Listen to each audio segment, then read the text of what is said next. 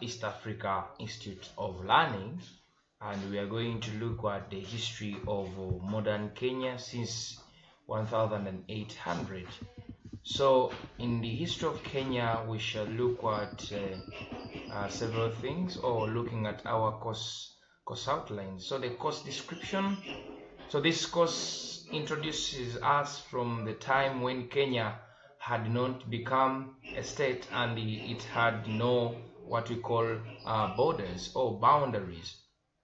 So it is when the British declared a protectorate over Kenya on 1st 7th that is in 1895.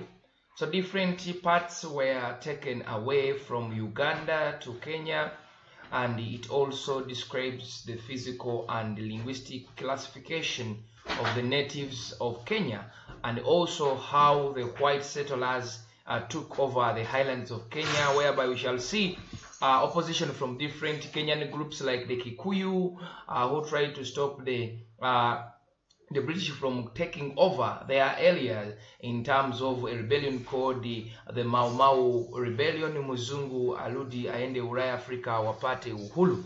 So this is the rebellion that took place in Kenya after the British conquering the area, and the people of Kenyan highlands, those are the Kikuyu people, said enough is enough, the white man. So let the white man, or let the whites go back to their homeland, and the Africans attain their independence. That is the meaning of the word Mau Mau Rebellion that took place in Kenya. So in this case, this course unit is going to tell us, is going to show us how was Kenya before it becoming a state.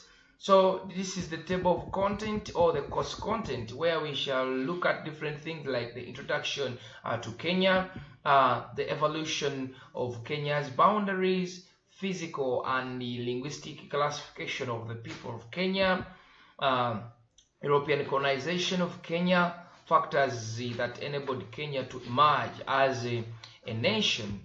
So white settlement in Kenya, the Mau Mau Rebellion, the state and stateless societies in Kenya, the Devonshire White Paper. That one we shall look at, the Devonshire White Paper, which was trying to confirm the rights of the whites, the position of the Africans, and the position of the Asians in Kenya, challenges that modern Kenya is facing. So that is the course outline of this course unit, the history of Kenya since 1800.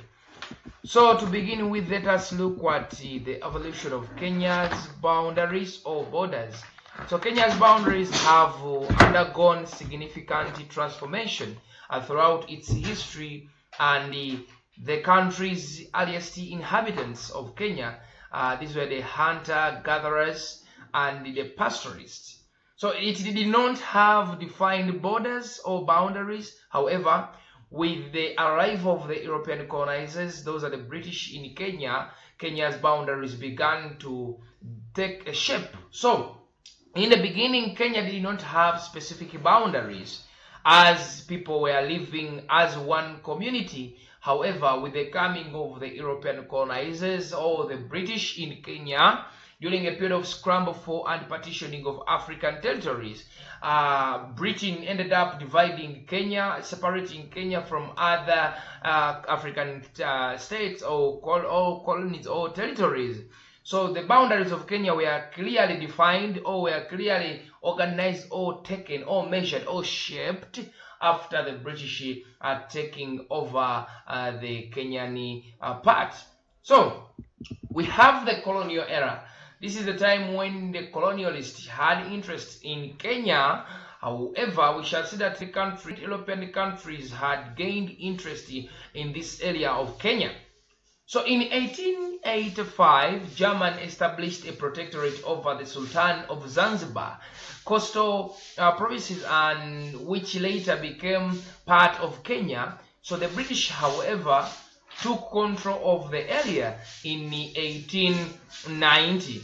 So following the Heligoland Zanzibar Treaty, the British East African Protectorate was established, and Kenya's boundaries were later formalized. So after the signing of the Heligoland Treaty.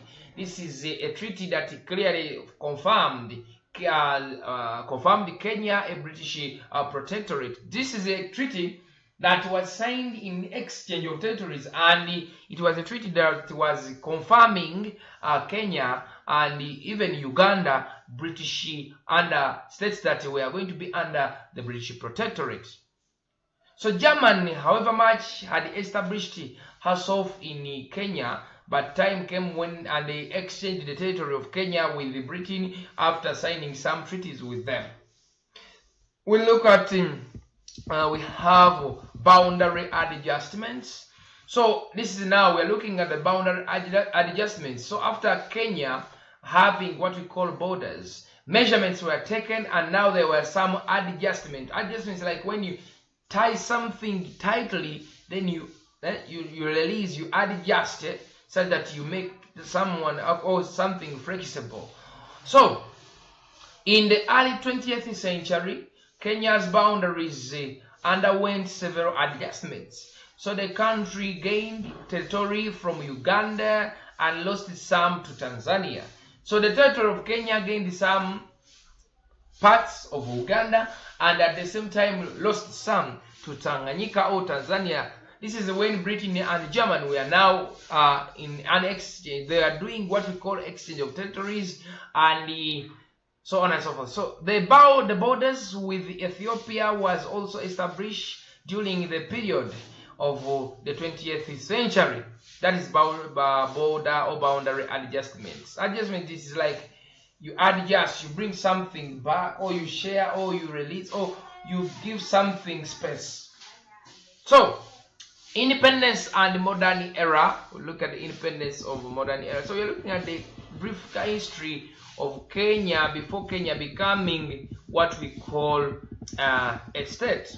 So when Kenya gained independence in 1963, remember Uganda got her independence in 1962. So it was Uganda to get her independence before Kenya. So in 1963, its borders remained largely unchanged. However, the country has had what we call disputes with neighboring Somalia over their shared borders. So Somalia and Kenya, they share some borders, so they have some conflicts over the borders. So in 1967, Kenya and Somalia signed a treaty or signed a document that is called Arusha. Are we together? The Arusha Memorandum. They signed a treaty called the Arusha Memorandum. So this helped to reduce on the tension and established what we call peace, ceasefire. Are we together? Remember, these countries were fighting each other over the borders. But with the Arusha Memorandum signing, as there was ceasefire and tension was now calmed down. So today, Kenya's boundaries remain a vital aspect of its national identity and international relations. Are we together?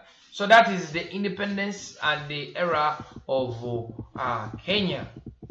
So after looking briefly about that background, when we come back, we are going to look at the physical and the linguistic classifications of Kenya. I beg to stop here. Have a good day. That has been our introduction about Kenya. When we come back, we shall now break the classifications of the people of Kenya.